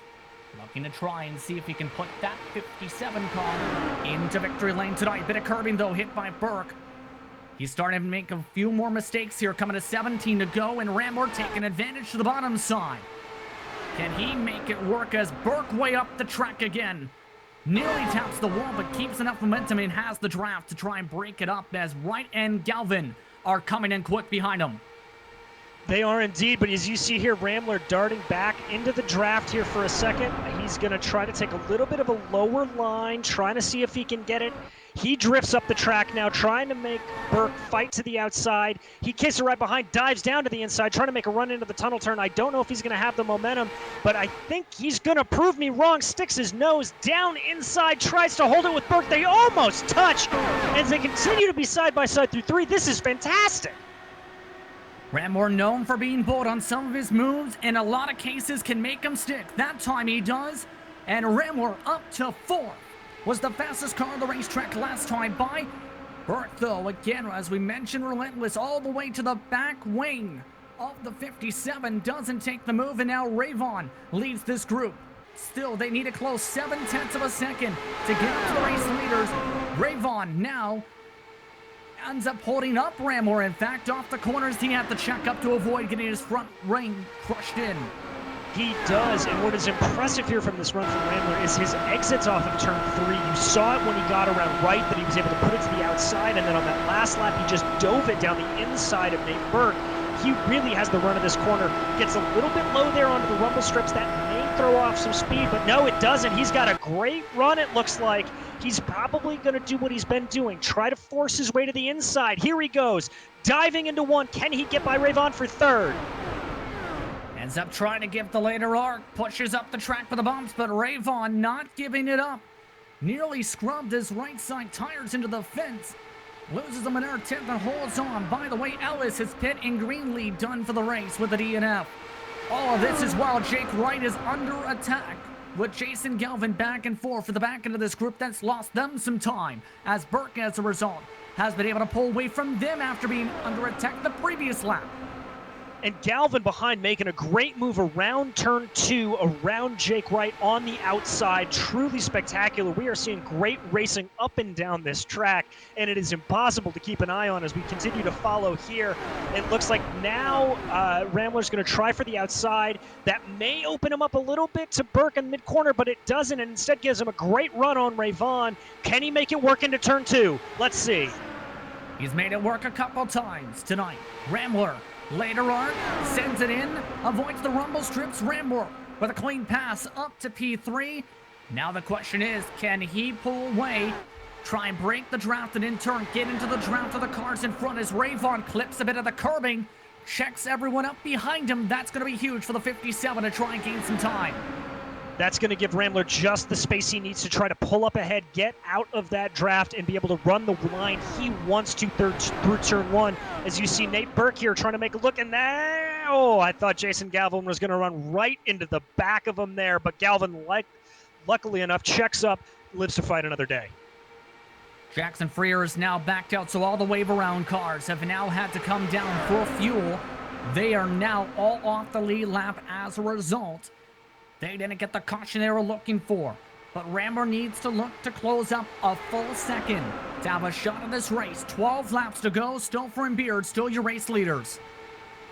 They're just keeping the pace in front. We can't keep our eyes off this battle behind as here comes Nate Burke on Rick Rayvon. Is he going to dive to the inside? No, it looks like he's going to do what a lot of these guys have been doing. It's going to be Jason Galvin diving to the inside there as he looks like he's going to at least get a little bit of a run on Burke. Not going to have the momentum to carry it, but that's going to open him up to Jake Wright as Wright dives down the inside of this straightaway. I think he may have the move as we see him coming here into the tunnel turn. Yes, indeed. They've been scrapping like cats and dogs, these two, every time. Galvin's trying to make a move. Wright's been right there to try and capitalize back. Wright's also not been wanting to give up. He's 6 in this race. Back single file as he backs up, and this has allowed Mark Code now into that said fight. All while Rambler is now pulled a half a second on Rick Rayvon. He's the fastest car on the racetrack. Here's a look from Cone. He's now trying to gain some spots after being a bit more slower this run to start off with the field save. He has been, but he did start to come alive just a little bit at the end of that last session, so this may be working for him. As you see there, everybody just trying to jockey around, figure out what it is, break the draft. You see there Galvin trying to break the draft with Jake Wright as they now file through the tunnel turn 1, 2, 3. We're going to have to see what happens here if Mark Kuhn can make something work around turn 3. Rayvon, by the way, has lost a spot to Burke in the front of the field. 10 laps to go this time by. They try and close up as Rambler has closed 2/10 in the past lap. Scott List Rambler is coming in quick. Just about has broken the draft of the battle you see on screen for about 4 font back now for the first step off the podium. And here comes the big question, is Chris Stouffer's running in clean air like that, is that going to hurt his fuel mileage? Is he going to have enough? We're going to have to wait and see. As you see here, the battle for the lead, Brian Beard right up Stouffer's gearbox. This is the closest he's been this entire race to the back end of the number 7. A lot of saving, remember, had been about up to 5/10 back, and now he's on the charge, a full 1/10 of a second gain, 9 laps to go. It looked like Beard has the green light. It does indeed, as you see him here just trying to get that good draft coming into turn 1. He's going to take a slightly higher line, getting a later apex, trying to just stay behind him, get as good of a draft as he can do. It's going to be interesting to see what he's able to do here, and if Rambler's able to close that gap, as he's sort of in a no man's land here, about a second away from Beard still, but 0.8 of a second away from the battle for fourth rather. Should note there is a lap car up the road. Jackson Freer Race Control has just advised the traffic to manage quickly and keep an eye on this battle for the lead, because it's about to turn into 3 cars. Rambler's now in the draft with 8 to go. Beard has not been able to get side by side with Stouffer for what appears to be an eternity, to say the very least. Beard, remember, looking for a chance to gain the points lead. After Paul Jenkins DNF'd early in this race, Paul Jenkins is in 23rd, officially on the track with no chance to gain spots since he's already left the track. That's right, as you see Beard here just trying to coax it. I wonder if he's still trying to maybe just save maybe a 1/10 or 2 of fuel. He's not looking like he's trying to press the advantage that hard. Stouffer's getting good runs, but they're not spectacular. Beard just doing, it looks like almost 3/4 of a full press here, just trying to see what he can make happen. Sounds like it a little bit indeed. I'm still at 223 miles an hour as he again backs off the gas for the entry. Down to 195 miles an hour through the bumps. Rambler again was the fastest car on the track. On average, Rambler has been closing now nearly a full 1/10 a lap in the past 5:42.880 that average. Stouffer and Beard on average have been in the 42.9s in this scrap towards the front coming to 6 to go. And remember, the closer and closer Rambler gets, I think the faster and faster he's going to go as he's able to take more and more advantage of that draft, as he, it looks like now, is cutting it down another 1/10 of a second. He is within a 1/2 a second of the guys in front of him, according to my timing, as you see Beard here again getting a good run, backing off a little bit once again, coming into turn 1. And look at that, a purple lap by Rambler too, a 42.735. And he is continuing to close up and eat up the gap. Keep in mind, Burke, Ray Vaughn, Galvin, and Wright, along with Cohn and Loto, have all been losing tons of time as they've been fighting back and forth for P4. They've lost 2 seconds in this run. Rambler, though, nearly runs into the wall as he's now under 1/2 a second to the race leader. He just keeps pushing harder and harder. If Brian Beard is saving fuel, Rambler just doesn't care, and he is going full out here as now he has got that gap down incredibly close. About 4/10 of a second. He may be able to start making a strike here in about a lap or 2.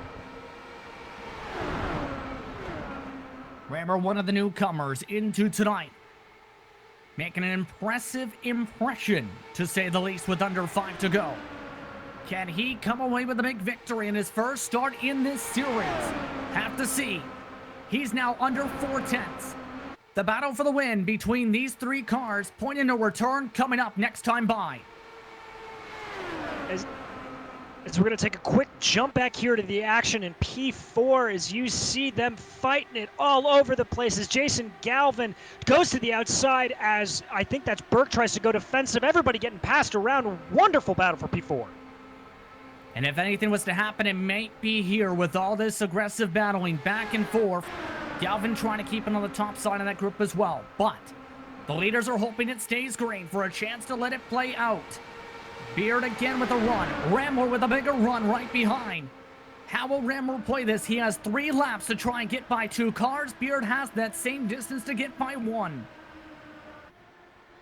absolutely incredible battles on all places of the track. As here comes Rambler coming out of turn 3. I think he's got a little bit of a better run on Brian Beard, but Beard able to get the power down just right. These guys are running 1, 2, 3. We're going to have to see how these lines fan out. 4 laps to go. This is what Pocono is all about as we clock it down to 3. Rambler backs it off the gas. His strength has been corner exit. Gains a lot of time. Here comes the reel in on Beard. Rambler to his favorite passing spot, the tunnel turn. For second spot, Beard nearly scraped the wall. Rambler's up to second, 2 laps to go. Great move from Rambler there, just forcing his way down and inside, putting Brian Beard up into the dirty stuff, and he's not done yet. Here he comes up for the lead, trying to fight for Chris Stouffer down the main straight. Chris Stouffer, ever since that mistake seen earlier on in this race by Justin Kirby, has been in the lead. Can he try and hold on for 2 final laps? Rambler in her purple lap despite the pass with a 42.678. No one in this entire day has set a time that quick. Rambler now backing it up. Might have just 1 chance, DJ, maybe 2, to try and win this race if you are the 57. I was going to say, I don't think he's fast enough down through the tunnel turn, but he's going to try it anyways. Gets a little bit of a better run there, trying to make it work. Gets a good draft coming into turn 3. He's going to take a little bit of a wider angle, try to carry some more momentum, maximize that draft into turn 1 as they get the white flag. It is now do or die for Rambler. We're going to have to see if he can get it here with 1 lap to go at Pocono. Race is official for the DMLC Racing Channel Triple Turn Spectacular, and it's going to come down to a spectacular finish. Rambler backs it up again. Needs to be closer. Still is about half a car length back to Stouffer. Still hasn't been able to reel him on in. Has a couple corners to go to decide who wins this race. He's not going to send it into the tunnel turn, but he is going to get right up behind the gearbox as he starts to dart out to the inside. That may have been a little bit of a mistake and loses the draft. He comes to the outside, goes for an over-under move there, but has to check up just a little bit. That may be just enough for Christopher to take it, but here comes... Big checker for Stouffer, checker flag. Chris Stouffer holds on to win over Scott List Rambler. Brian Beard cuts into the points gap with a 3rd place finish. Burke, Loto, Rayvon, Galvin, and Wright round out your top 8. Mark Cohen on the final lap had a problem. Believe may hold on for a top 10 scoring spot as Sets Knows also gets up to P10 as a result of the final laps of that race. What a finish, DJ. What a job by Stouffer. If he had 1 more lap, Rambler may have won that race. He may indeed. And also, let's not take this away from Rambler, who just drove like his hair was on fire, fighting his way up through that field. Absolutely incredible run from him. Let's take a look at the replay of this finish as it came down to the last corner. Stouffer didn't get a good run at all off of turn 3. Nearly smacked the wall, DJ. He did indeed. As you see there, he has to check up a little bit. That lets Rambler come up right behind him, and they cross the line 1-2 quicker than you can imagine. As it shows here on our live timing and scoring, that gap was less than a 0.5 of a second. As you look, carnage behind them. I didn't even notice that. Let's see what happened. And we mentioned there may have been trouble here. Well, it came after the checkered, right? Here's a look, and this may have been exactly what happened to Cody. You see him go spinning to the inside while Galvin smacked the inside wall with Rayvon. That's right. All 3 of those guys taken out and really hit the wall. It looks like what happened is that Galvin washed up the track a little bit, got into the wall, and everybody else had nowhere to go. Kind of lucky for him that they were able to get up and still cross the line in a top 10. Post-race coverage coming up in just a few moments. Stick around. You're watching the Global Sim Racing Channel live from the virtual Pocono Raceway.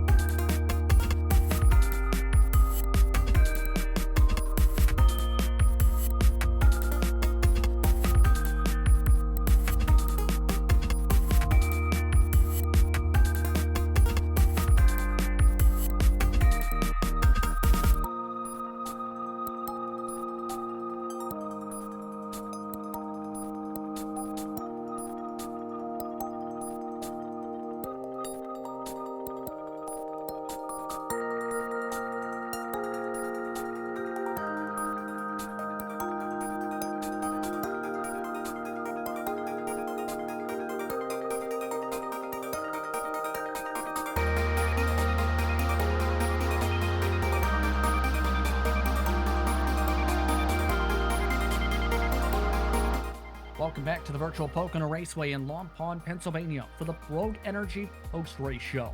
Rogue Energy drink is designed to replace unhealthy canned energy drinks, coffee, and even traditional pre-workouts. Rogue Energy is sugar-free and loaded with vitamins, antioxidants, and nootropics. Scoop, shake, drink, win. Use promo code UCORAINDY to get 10% off of your purchases at rogueenergy.com. It was called the DMLC Racing Channel Triple Turn Spectacular for a reason. It came down to the final lap, and Christopher had to earn the victory. Took the checker flag by just under 5/100 of a second over Scott List Rambler. Brian Beer finished in third with Nate Burke in P4. Dave Loto finished in fifth with Jason Galvin, Rick Rayvon, Jake Wright, and Diego Asensno's up to ninth. We talked about the trouble potentially for Cone. That shuffling out of the top 10, that moved Joe Hutchings into said top 10. Coming home in P11 then was Andy Yerk, followed by David Hall. Jackson Freer coming home in 13th. Mark Cohn spinning across the line to come home in 14th. Jeff Wubker in 15th. Scott Rupp in 16th. Justin Kirby, our early leader, falling all the way back down to P17. Robert Blowen in 18. Mike Ellis in 19. And Brian Greenlee bringing up the field in P20. Rest of the drivers also finished DNFs. Erlano in 21st, one of our spotlight drivers. Matrici on 22nd. And your points leader, Paul Jenkins, was your first DNF just 8 laps into the race after the second caution. A massive points gap dissipates as a result. But a massive win for one Christopher. He takes home the checker flag and now joins us here in the broadcast booth. Chris, first things first. Tough battle for the win. You had to earn that one. How are you feeling? Christopher, do you have a copy? Try this one more time. Christopher, do you have a copy? I believe he is absolutely stunned with excitement as, apologies on his behalf, as we'll take the chance to talk away with Scott List Rambler, who came home in second. He's standing by with DJ Clark. Scott, that was an absolutely incredible drive through the field. Heartbreak that you lost by, it looks like 0.5 of a second. Talk us through that race, man. Yeah, with this being my debut race here, I was really just trying to stay out of trouble and feel these guys out for what they could do and see what I could do to learn the car, because I don't run the IR05 very much, but spent most of the race hanging out in the back, figuring out how the car was going to handle in the draft, how to overcome the aero push and all that stuff, figure out where the shift points were on the car to really maximize that drive down the straightaways. And once we hit that final caution, I said, okay, it's go time. Let's see where I can end up. And I made a couple of bad passing choices. I'm kind of kicking myself for that right now, because I think if I had given myself another lap or so to work with, I think I'd have been P1 in this thing. We said that in the booth, that if Stouffer had one more lap to run, that we think you would have gotten around him. Was fuel strategy a concern for you there at the end? Were you worried about saving it all, or were you able to just go full out? I was able to go full out. I had been tinkering around with trying to save over the course of the race, and was really conserving my tires as well, because I didn't know how well the tire wear was going to fall off. But it seems like I really found something there at the end, and it ended up really paying big dividends, being able to take care of my stuff there at the end. Yeah, I think that's the understatement of the century there, Scott. But anybody you need to thank tonight after that amazing run? Thanks to everybody here that puts everything on. Unfortunately, I don't have everything written down, so I don't have all the names set up yet, because like I said, debut race here. But thanks to everybody that put everything on. Thanks to you guys at GSRC for commentating and broadcasting for everything. And hopefully we'll see these guys again next time around. Well, Scott, it is our pleasure to be able to call a race like that. So thank you very, very much. Justin, I think you've got somebody else here in the booth to keep on the interviews going. Yes, indeed. And we'll, I believe, try Christopher once again, your race winner. Chris, do you have a copy? Yes, I got you this time. You had to earn that one tonight. How are you feeling coming home with the checker flag just under 5/100ths of a second? I'm relieved for sure. You're right. I definitely had to earn that one tonight. I had a lot of challenges there late, and they would not let up. And I didn't want to see that caution come out. I built myself a nice little lead with those green flag pit stops, and I had a feeling when that caution came out, it was going to be a dogfight to the end, and it was. Didn't disappoint, but I know it put on a good show for you guys. So I'm glad I could come out on top. Was going to say, when you've seen Rambler all of a sudden go from mid-pack to front of the next group, to 1.1 seconds back, to being right behind Beard, to coming up very quick with personal best and race best times, what's going through your head as that gap just shrunk like crazy with the run for the 57 in his first race of the season? Yeah, I saw him coming up through the field, and when he got the third, I was really keeping an eye on him. I knew he was going to have to battle a little bit to get around second. I was hoping that those two would fight it out and let me build a little bit of a gap with the laps closing down there. But he got there, and I was able to hold him off long enough to cross the finish line first. So very impressive drive by him. Have to ask a couple drivers. We're talking about last year's race. You finished second in that respective race.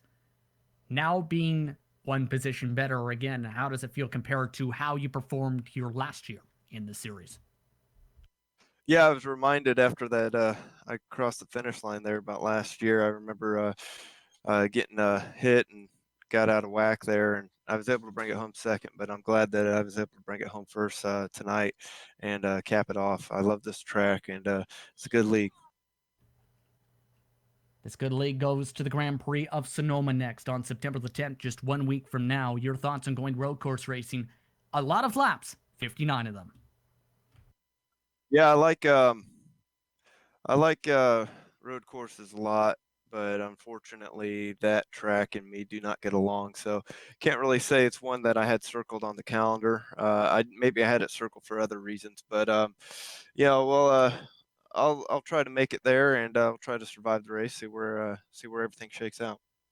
Who do you want to thank for your race victory tonight? Thanks, Scott, on the league. Thank you guys up here in the booth and the wife and kids for allowing me the time to do my hobby here. Thank you. Love you. Congratulations to Christopher. He's your race winner tonight in Pocono. Third place finisher tonight also stands by with me as well, Brian Beard. Brian, big finish tonight. How are you feeling? Tired. that was pretty physical. I don't know. It wore me out. I was going to say, this race seemed like a mix of strategy a lot of the time, especially with some of the long green flag runs. At one point, you were as far back, keep in mind, as 2 seconds. Once that caution came out, what's your first thought in your head, and how, in turn, did you game plan it out knowing it was likely going to be a field managed race to the end? Yeah, my plan was just to stay behind Chris, honestly. After a few laps and just staying behind, we started pulling away from everybody. So, my plan was just to stay behind him and then try to set him up with 3 to go. And then all of a sudden, Rambler showed up. Yeah, I was going to say, what was the first thought when you realized, oh, hey, he reeled us in from the 2.5 back? That I should have tried to taken. I should have tried to taken first a little earlier. Of course, tonight, Paul Jenkins with the DNF. You had missed a previous race that grew his gap to as much as 160 points. That gap's now gone as a result of his performance tonight. Now it's back under single to double digits and within range for the championship fight. How are you feeling about that now with 5 races to go to try and win a championship? That was a great points night. I hate it for Paul. I don't like to see him get wrecked out or myself. So, but it's definitely going to bring it a little bit closer. Who do you want to thank for the run tonight? 94 Motorsports, our series sponsor, my sponsor, and Rogue Energy, D2 Race Designs, Midwest Simulations, Scott, and all the competitors that put on a great event tonight. Congratulations on the top 3 finish. We'll see how you do at Sonoma next week. Yes. As Brian Beard, P3 tonight, ran up at the front much of the evening. Now, DJ, first things first, your final thoughts after an exciting finish here at Pocono, and it was the race that definitely lived up to its name. Very much so. I think my final thoughts are I need a shower. I was sweating so much near the end of that. Great race, but looking forward on everything. As Brian really hit the nail on the head there, the big story coming out of this is Paul Jenkins' DNF and falling way down the field. That is going to kill his championship hopes. It's going to be interesting to see what he's going to be able to do next week coming into Sonoma as a road course. This championship is nowhere near done yet, and that's what tonight proved. Absolutely, and it's going to be an intriguing race because 59 laps, again, no full course yellows. You make a mistake, you're losing tons of time as a result, DJ. Exactly. We saw guys here on this car. This is an easy car to get wrong, and Sonoma is a track that loves to punish people who get it wrong. It is one of the most physical and demanding tracks on the iRacing service. People will be worn out by the end of the race, even if their force feedback settings on their wheels are low. It's going to tire them out. So it's going to be a bit of a war of attrition next week, and it's going to be a fascinating race to watch. I think so too, but I'll take the time to thank you for tuning in for tonight's exciting from the virtual Pocono Raceway. I'd also like to thank you, Ultimate Conquest Online Racing Association, for organizing this thrilling series, as well as its many sponsors that you should see now on screen. This evening's action, including 9-4 Motorsports, D2 Race Designs, Midwest Simulations, and Rogue Energy.